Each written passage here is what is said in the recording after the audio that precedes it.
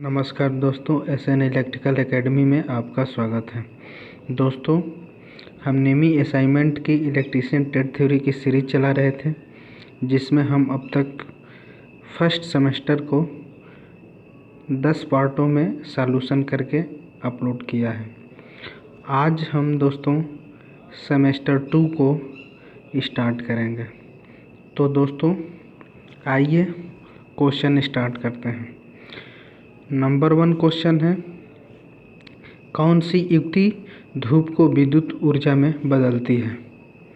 दोस्तों ये जो है फोटोवोल्टाइक सेल होता है, सोलर सेल, यानी ऑप्शन नंबर ए सही होगा। दोस्तों सी में दिया है लाइट इमिटिंग डायोड, LED होता है, ठीक है।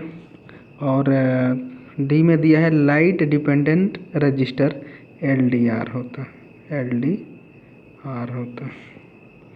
नेक्स्ट आप क्वेश्चन, द्वितीयक सेल का किस नाम से कार्य है? द्वितीयक सेल का कार्य किस सिद्धांत पे होता है दोस्तों? ऑप्शन नंबर ए दिया है लेंज का नियम। लेंज का नियम जो है ना, वो सिंगल फेज मशीन जो होती है, सिंगल फेज मोटर जो होती है, वह लेंज के नियम पर आधारित होती है। जूल का नियम दोस्तों H = होता है I²RT। सी जो दिया है फैराडे का विद्युत अपघटन नियम, तो दोस्तों ऑप्शन नंबर सी होगा, फैराडे के विद्युत अपघटन नियम। नेक्स्ट क्वेश्चन, सी नंबर, विद्युत अपघटन के दौरान एकत्रित द्रव्यमान की गणना कीजिए। दोस्तों विद्युत अपघटन का पहला नियम जो होता है ना, वो M = होता है ZI/T, ठीक है। M द्रव्यमान होता है, Z जो है विद्युत रासायनिक तुल्यांक है, I जो है वो धारा है, और T जो है वो समय है। तो ऑप्शन नंबर बी सही होगा, M = ZI/T। Next option question 4 number, battery की क्षमता कैसे बताई जाती है? दोस्तों बैटरी की जो क्षमता होती है ना, वो एम्पियर घंटा में होती है, यानी ऑप्शन नंबर डी सही होगा। दोस्तों वोल्ट दिया है तो ये वोल्टेज का मात्रक होता है, वाट है वो शक्ति का मात्रक है। नेक्स्ट क्वेश्चन 5 नंबर, उस दोष का नाम बताइए जिस कारण से द्वितीयक सेल में प्लेट मुड़ जाती है। दोस्तों द्वितीयक सेल में जो दोष होता है वो 4 प्रकार का होता है, टोटल 4 होते हैं। इसमें पहला जो होता है सेडिमेंटेशन होता है, दूसरा जो होता है कोरोजन होता है, और तीसरा जो होता है बकलिंग होता है, और चौथा जो होता है सल्फेशन होता है। तो दोस्तों इसमें बकलिंग का है, बकलिंग का होता है कि किसी भी बैटरी को हम 6 एम्पियर से अधिक पर चार्जिंग और 25 एम्पियर से अधिक पर डिस्चार्जिंग करते हैं, तो उसमें बकलिंग दोष होता है। इस दोष में बैटरी की जो प्लेटें होती हैं वो मुड़ने लगती हैं और शॉर्ट सर्किट होने की संभावना होती है। तो ये जो दोष होगा ये बकलिंग होगा, ऑप्शन नंबर ए सही है। नेक्स्ट क्वेश्चन 6 नंबर, विद्युत आवेश की इकाई क्या है? आवेश की इकाई यानी इलेक्ट्रिक चार्ज के, तो दोस्तों विद्युत आवेश की इकाई जो होती है वो कूलाम होती है। एम्पियर दिया है, एम्पियर धारा की इकाई होती है, वाट है शक्ति की इकाई है, वोल्टेज दिया है ये वोल्टेज की इकाई है। तो इसका ऑप्शन नंबर डी सही होगा। नेक्स्ट क्वेश्चन, लिथियम सेल का निर्गत वोल्टेज कितना होता है? दोस्तों लिथियम जो सेल है ना, लिथियम सेल का EMF जो होता है निर्गत वोल्टेज, वह 2.5 वोल्ट से 3.6 वोल्ट होता है। दोस्तों लिथियम सेल में जो निगेटिव प्लेट होती है ना, ये जो होती है वो लिथियम की होती है, और पॉजिटिव प्लेट जो होती है वो कार्बन की होती है। इसकी लिथियम सेल की जो आई होती है वो 10 बरस होती है, और इसमें इलेक्ट्रोलाइट जो होता है SO2 सल्फर डाइऑक्साइड लेते हैं, ठीक है दोस्तों। तो यहाँ जो है EMF पूछा है, यानी निर्गत वोल्टेज, तो 2.5 वोल्ट होगा। नेक्स्ट क्वेश्चन, कम समय में उच्च दर से बैटरी आवेशित करने की विधि को क्या कहते हैं? दोस्तों बूस्ट चार्जिंग होता है। ऑप्शन नंबर बी सही होगा। दोस्तों सी ऑप्शन में दिया है ट्रिकल चार्जिंग। ट्रिकल चार्जिंग में होता है कि लंबे समय से और कम धारा पे बैटरी को चार्ज करना ट्रिकल चार्जिंग होता है। ट्रिकल चार्जिंग में जो सामान्य धारा होती है उसका 1% से 2% होता है ट्रिकल चार्जिंग। तो दोस्तों इसमें दिया है उच्च दर से, तो इसमें बूस्ट आवेशन होगा, बूस्ट चार्जिंग होगा, यानी ऑप्शन नंबर बी सही है। नेक्स्ट क्वेश्चन 9 नंबर, कार्बन जस्ता शुष्क सेल में कौन सा विद्युत अपघट्य उपयोग किया जाता है? दोस्तों शुष्क सेल पूछा है, तो शुष्क सेल में हम बता देते हैं इलेक्ट्रोलाइटिक में जो हम प्रयोग करते हैं वह अमोनियम क्लोराइड करते हैं, NH4Cl ammonium chloride, zinc chloride ZnCl2 और प्लास्टर ऑफ पेरिस होता है CaOH का ट्वाइस। ये जो तीनों है इसका हम प्रयोग करते हैं शुष्क सेल में इलेक्ट्रोलाइट के रूप में। अगला है द्विध्रुवक के रूप में किसका प्रयोग करेंगे?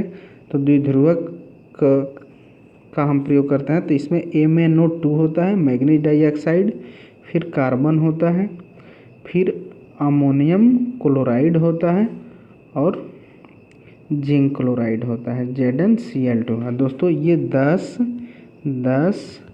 2 संबंधी 1 के अनुपात में पाए जाते हैं। अब शुष्क सेल का EMF कितना होता है? तो 1.5 वोल्ट होता है। शुष्क सेल में पॉजिटिव किसका होता है और निगेटिव किसका होता है? तो पॉजिटिव जो होता है वो कार्बन होगा, निगेटिव जो होगा जिंक होगा। इसकी एम्पियर घंटा दक्षता कितनी होती है दोस्तों? तो 2 mH की है इसकी दक्षता होती है। तो यहाँ जो पूछा है इलेक्ट्रोलाइट पूछा है, यानी ऑप्शन नंबर बी सही होगा ammonium chloride. Next question 10 number, द्रव में विद्युत धारा प्रवाहित होना कौन सा कारण है या कौन सा प्रभाव है? तो धारा का प्रवाह द्रवों में जो होता है ना वो रासायनिक प्रवाह होता है, यानी ऑप्शन नंबर डी है। चुंबकीय प्रभाव में होगा मोबाइल फ़ोन, प्रकाशीय प्रभाव में होगा सोलर सेल और ऊष्मीय प्रभाव में हीटर आ जाएगा। नेक्स्ट क्वेश्चन 11 नंबर, सीसा अम्ल बैटरी में ऋणात्मक प्लेट बनाने हेतु कौन सा पदार्थ का प्रयोग किया जाता है? दोस्तों ऋणात्मक प्लेट जो होती है ना सीसा अम्ल बैटरी में यानी लेड एसिड बैटरी में, वो स्पंजी लेड होती है। ऑप्शन नंबर सी सही है। यदि पॉजिटिव टर्मिनल पूछता ना तो ये हो जाता lead peroxide, C number option हो जाता। यदि दोस्तों डिस्चार्जिंग अवस्था में लेड एसिड का पूछता कि पॉजिटिव और निगेटिव टर्मिनल कैसे होते हैं, तो वो दोनों लेड सल्फेट होते हैं, तो उस कंडीशन में ऑप्शन नंबर डी हो जाता। दोस्तों लेड एसिड सेल में जो इलेक्ट्रोलाइट प्रयोग करते हैं वो H2SO4 होता है, ठीक है। और प्रत्येक प्लेट का जो EMF होता है वो 2.2 वोल्ट होता है। लेड एसिड सेल का आंतरिक प्रतिरोध जो होता है दोस्तों 1 ओम से 5 ओम होता है, ठीक है। तो दोस्तों यहाँ ऑप्शन नंबर बी सही होगा spongy lead. Next question 12 number, धातु सतह के क्षरण के नियंत्रण हेतु कौन सी तकनीकी का उपयोग किया जाता है? कैथोडिक सुरक्षा का प्रयोग किया जाता है। ऑप्शन नंबर बी सही होगा। नेक्स्ट क्वेश्चन 13, डिजिटल घड़ियों में सामान्यतः कौन से सेल का प्रयोग किया जाता है? दोस्तों डिजिटल घड़ियों में मरकरी सेल और सिल्वर ऑक्साइड से दोनों का प्रयोग होता है, लेकिन ज़्यादा जो प्रयोग होता है वो मरकरी सेल होता है, मरकरी सेल, यानी ऑप्शन नंबर सी सही है। मरकरी सेल का दूसरा नाम जो होता है वो बटन सेल होता है, ठीक है। मरकरी सेल में दोस्तों देख लेते हैं, इसमें पॉजिटिव जो टर्मिनल होता है वो किसका होता है? निकिल आलेपित स्टेनलेस स्टील, ठीक है। और जो निगेटिव होगा वो Zn होगा। इसका EMF जो होगा 1.35 से 1.40 हो जाएगा दोस्तों, ठीक है। तो इसमें जो दिया है डिजिटल घड़ियों में किसका प्रयोग करेंगे, यानी मरकरी सेल का करेंगे। ऑप्शन नंबर सी सही है। नेक्स्ट क्वेश्चन 14 नंबर, समांतर युग्मन परिपथ में यदि एक सेल को विपरीत ध्रुवता के साथ संयोजित कर दिया जाए तो क्या होगा। दोस्तों समांतर क्रम में है और एक सेल का विपरीत संयोजन में कर रहा है, इसका मतलब वो शॉर्ट सर्किट हो जाएगा। तो ऑप्शन नंबर सी सही होगा, शॉर्ट सर्किट हो जाएगा। दोस्तों समांतर संयोजन का एक शर्त होती है कि जितनी भी बैटरी अगर हम जोड़ते हैं, जितने भी सेलों को समांतर क्रम में जोड़ेंगे तो उसके लिए शर्त होती है कि प्रत्येक सेल का जो ईएमएफ होगा वो समान होना चाहिए, समान होना चाहिए। ये समांतर के लिए कंडीशन होती है। और सीरीज में जोड़ने के लिए क्या होती है कि किसी भी सेल का ईएमएफ समान भी हो सकता है, नहीं भी हो सकता है, तो उसको सीरीज में हम जोड़ सकते हैं। लेकिन समांतर जोड़ने के लिए सब सेलों का जो ईएमएफ होगा वो समान होना चाहिए। तो यहाँ ऑप्शन नंबर सी सही होगा, short circuit. Next question 15 number, battery आवेशन में फाइन सेलेक्टर स्विच का कार्य क्या होता है। दोस्तों फाइन सेलेक्टर स्विच का जो कार्य होता है वो धारा रेटिंग का चुनाव करना होता है। ऑप्शन नंबर ए सही हो जाएगा। नेक्स्ट क्वेश्चन 16 नंबर, सौर सेल में तापमान के संदर्भ में निर्गत आउटपुट शक्ति क्या होगी। दोस्तों सौर सेल में अगर हम टेम्परेचर बढ़ता है तो आउटपुट शक्ति होगी वो घटेगी, सॉरी दोस्तों बढ़ेगी। टेम्परेचर बढ़ेगा तो आउटपुट शक्ति जो होगी वो बढ़ेगी, अगर टेम्परेचर घटता है तो आउटपुट शक्ति बढ़ेगी। दोस्तों ऑप्शन देख लेते हैं। तापमान पर कोई प्रभाव नहीं पड़ेगा, गलत है। तापमान में वृद्धि के साथ वृद्धि होगी, सही है। नेक्स्ट ऑप्शन, तापमान में वृद्धि के साथ कमी, गलत है। तापमान में कमी के साथ कमी, तो दोस्तों डी। दोस्तों यहाँ ऑप्शन नंबर बी और ऑप्शन नंबर डी दोनों सही है, क्योंकि तापमान वृद्धि के साथ वृद्धि और तापमान कमी के साथ कमी, यानी ऑप्शन नंबर बी और डी दोनों सही होगा। नेक्स्ट क्वेश्चन 17 नंबर, बैटरी में आवेश के समय हाइड्रोमीटर का क्या उद्देश्य होता है। हाइड्रोमीटर का प्रयोग दोस्तों हम बैटरी का इलेक्ट्रोलाइट ज्ञात करने में किया जाता है।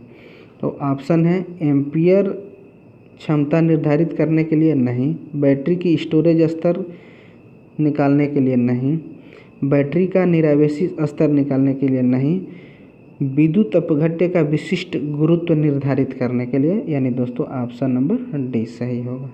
नेक्स्ट क्वेश्चन 18 नंबर, फैराडे के विद्युत अपघटन के प्रथम नियमानुसार सूत्र क्या होता है। दोस्तों पिछले क्वेश्चन में भी हम बताए थे कि फैराडे के विद्युत अपघटन का प्रथम नियम होता है, वह होता है M = ZI/T। M जो है वो द्रव्यमान है, Z जो है विद्युत रासायनिक तुल्यांक है, I जो है धारा है और T जो है वो समय है। तो ऑप्शन नंबर देख रहे हैं यहाँ बी में दिया है, यानी ऑप्शन नंबर बी सही है। नेक्स्ट क्वेश्चन 19 नंबर, सीसा अम्ल सेल में विद्युत अपघट्य की तरह किसका प्रयोग किया जाता है। दोस्तों लेड एसिड सेल में विद्युत अपघट्य का पूछा है, तो लेड एसिड सेल में विद्युत अपघट्य के रूप में H2SO4 का प्रयोग करते हैं, सांद्र सल्फ्यूरिक अम्ल। दोस्तों ऑप्शन ए देखते हैं, हाइड्रोक्लोरिक अम्ल दिया है तो इसका सूत्र होता है HCl, ये गलत हो जाएगा।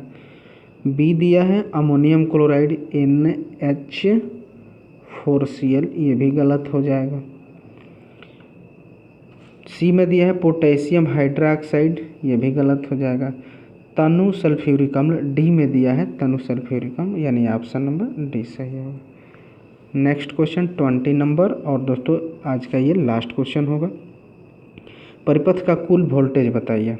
दोस्तों यहाँ हम देख रहे हैं कि यहाँ जो है अप्लाइड वोल्टेज है और ये जो सेल लगे हैं ये सभी आपस में समांतर क्रम में है। तो समांतर क्रम में जो होता है ना दोस्तों, सभी वोल्टेज समान होते हैं, यानी जितना प्रत्येक का समान होगा। तो प्रत्येक में हम देख रहे हैं कि एक का 1.5 वोल्ट है तो सबका 1.55 वोल्ट होगा, यानी ऑप्शन नंबर दोस्तों यहाँ पे ये सही होगा 1.5 वोल्ट। दोस्तों आपसे निवेदन है कि इस वीडियो को लाइक करें, शेयर करें और ज़्यादा से ज़्यादा अपने दोस्तों में शेयर करें दोस्तों। और यदि आप इस चैनल पर नई हैं तो प्लीज़ दोस्तों सब्सक्राइब करें। दोस्तों इस वीडियो में बस इतना ही, तब तक के लिए बाय बाय, टेक केयर।